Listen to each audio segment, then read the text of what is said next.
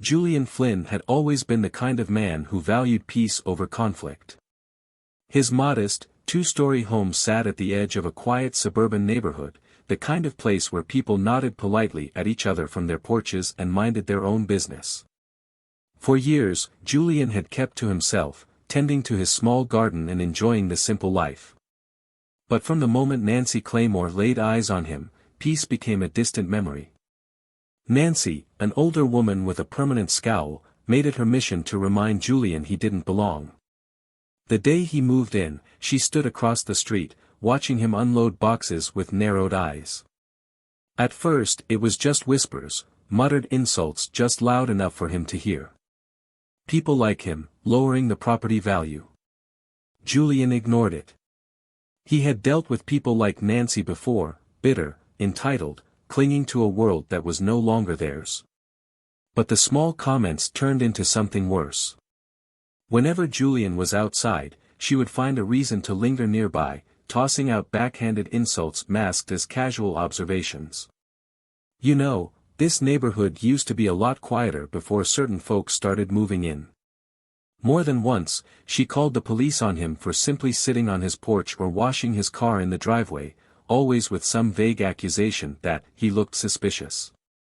The officers would show up, take one look at Julian minding his business, and apologize. But the humiliation of having to prove his innocence over and over was beginning to wear on him. For years, Julian held his tongue. He told himself she wasn't worth the trouble. He convinced himself that turning the other cheek made him the bigger person. But everyone has a breaking point, and Nancy Claymore was about to push him to his. That afternoon, the final straw came disguised as another offhand comment. Julian was trimming his hedges when Nancy waddled past on her daily walk, her small dog yapping at her heels. She glanced at him, eyes cold and judgmental. "You know, some neighborhoods just aren't what they used to be." Julian froze, gripping the hedge clippers tightly in his hand. He watched her retreating figure, her smug smile lingering in the air like a bad smell. For the first time in years, something inside him snapped. Enough. Julian wasn't a man of violence, but he wasn't going to let Nancy Claymore bully him anymore. He wanted her to feel, if only for a moment, what it was like to have someone disrupt her life for no reason at all. That's when the idea struck him. He calmly walked to his car, a sleek black sedan that he kept spotless. He pulled it out of his driveway and parked it directly across Nancy's driveway, perfectly legal, perfectly inconvenient. He locked the doors, pocketed the keys, and leaned back against his porch railing, sipping iced tea as he waited. Minutes passed. Then an hour. The sun began to dip lower, casting long shadows across the pavement. Finally, he heard the familiar rumble of Nancy's oversized SUV turning onto the street. Her car slowed as she approached her house, brake lights flaring. Then she saw it. Julian could practically feel the rage radiating from her car. The honking started almost immediately, 3 sharp blasts echoing through the quiet street. He remained exactly where he was, a smirk playing at the corner of his lips. Honk. Honk. Honk. He stood, stretched his arms, and wandered slowly to the edge of his porch. "Oh.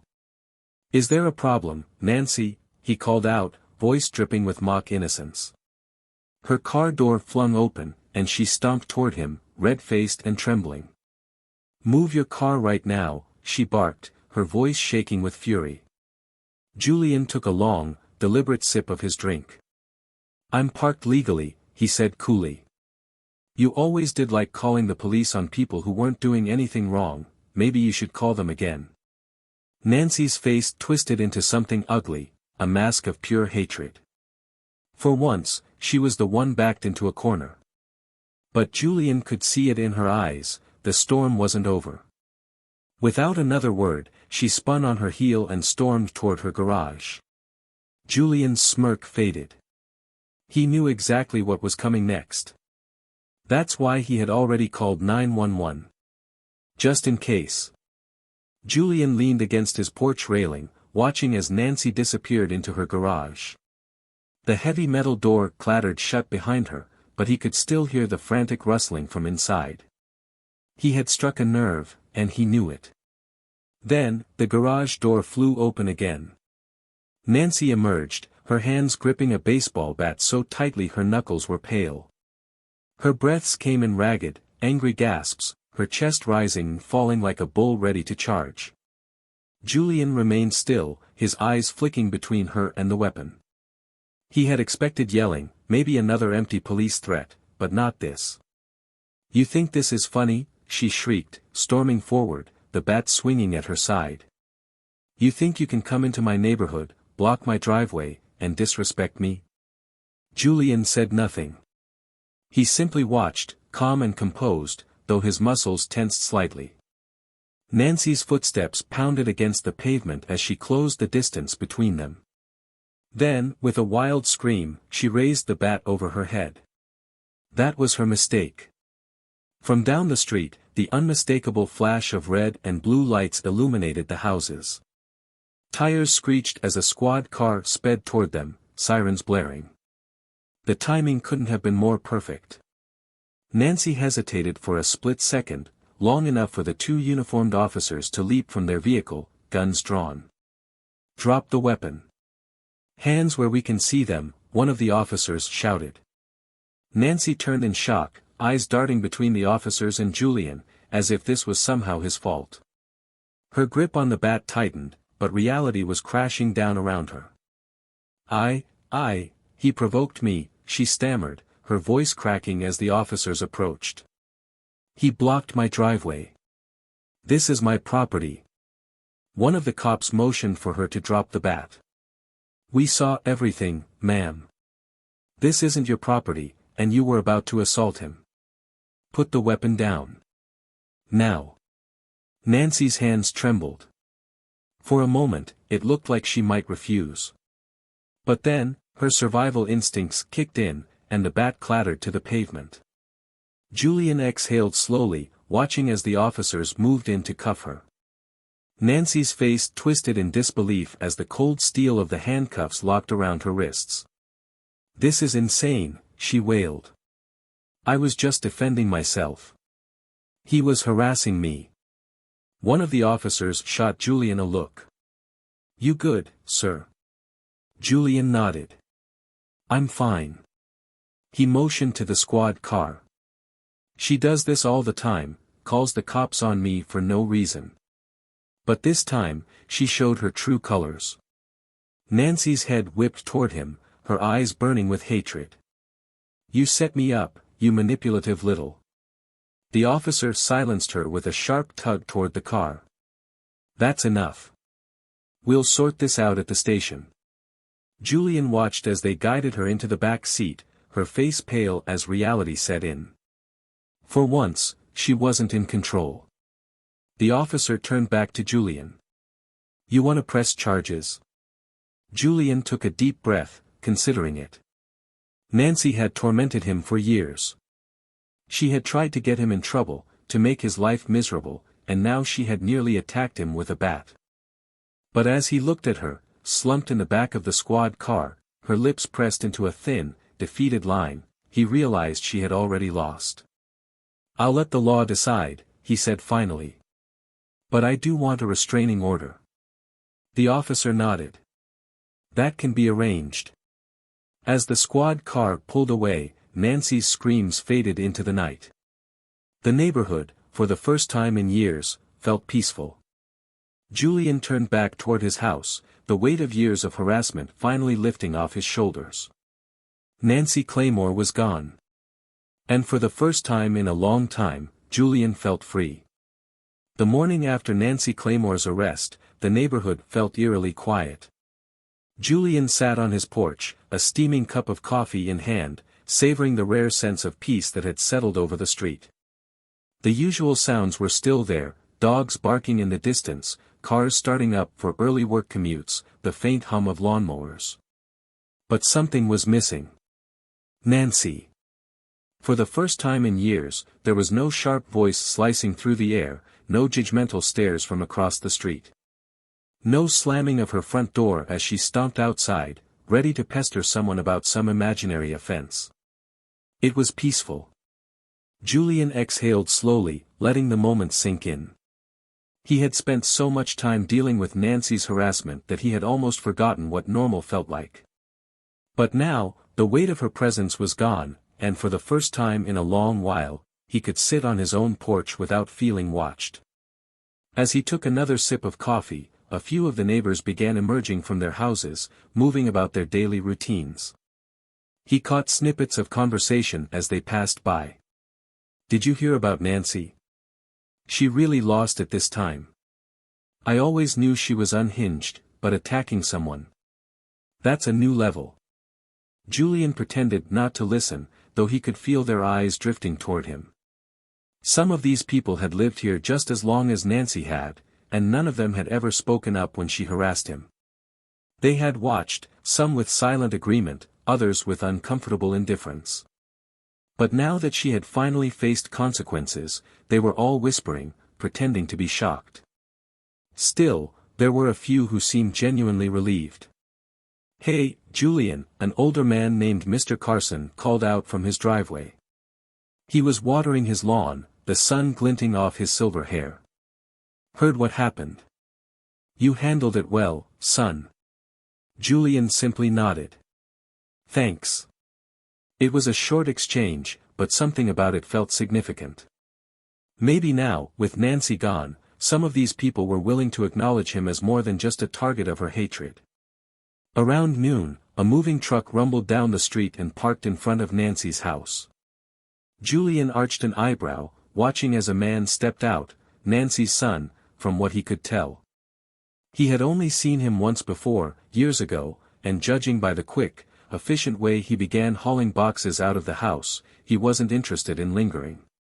A voice from the sidewalk caught Julian's attention. "She's really moving out." He turned to see Mrs. Patel, a warm, friendly woman who lived a few houses down. She had always been one of the few neighbors who offered him a smile instead of a glare. "Looks that way," Julian said, nodding toward the moving truck. "Guess she finally ran out of people to terrorize." Mrs. Patel chuckled, shaking her head. "Karma works fast sometimes." Julian watched as Nancy's belongings were packed up, one after another, until the house was empty. The walls that had once echoed with her complaints and accusations now stood hollow, lifeless. She had ruled this street for years, her presence an oppressive force that dictated who belonged and who didn't. But now, she was gone.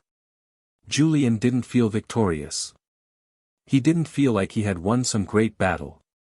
He just felt free. And for him, that was enough. A week passed, and the house next door remained vacant. No lights flickering on at night, no complaints shouted from the front yard, no passive-aggressive notes left on Julian's doorstep. Just an empty house, as lifeless as the bitter woman who had once occupied it.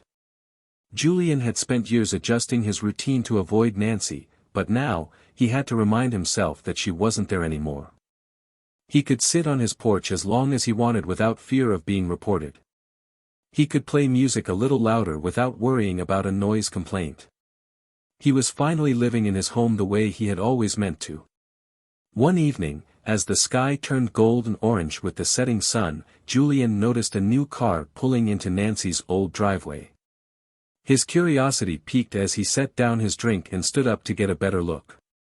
A young couple stepped out of the vehicle, stretching as they surveyed their new home. The man, tall and broad-shouldered, ran a hand through his dark hair before turning to help his wife, a woman with warm brown skin and an easy smile.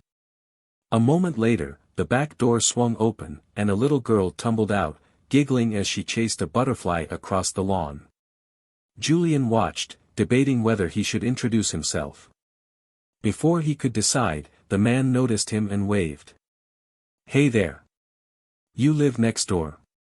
Julian smiled, stepping down from his porch. "Yeah, I do. Welcome to the neighborhood." The woman beamed. "Thanks. We're the Bakers. Just moved in from across town. Looks like a nice place to raise our daughter." Julian glanced at the little girl, who was now twirling in circles on the grass, completely carefree. He thought about all the times Nancy had made him feel unwelcome in his own home. This little girl would never have to experience that. "Yeah," he said, nodding. "It is." The couple exchanged a glance, sensing something unspoken in Julian's words. But they didn't press. Instead, the man extended a hand. "I'm Daniel, by the way. This is my wife, Lisa. And that tornado over there is Mia." Julian chuckled, shaking Daniel's hand. "Julian. Good to meet you." They talked for a while, the conversation light and easy, nothing like the tension-filled encounters he had grown used to in this neighborhood. For the first time, he felt like he was meeting people, not walking on eggshells around them. As the bakers unloaded the first of their boxes, Julian turned back toward his house. He exhaled deeply, a quiet satisfaction settling over him. The neighborhood wasn't perfect. Some people would still hold on to their prejudices. Others might pretend Nancy had never been a problem to begin with. But it didn't matter. Because for the first time in years, the street felt different. Lighter. More welcoming. Julian had fought long and hard just to exist in this place. Now, he didn't just exist. He belonged.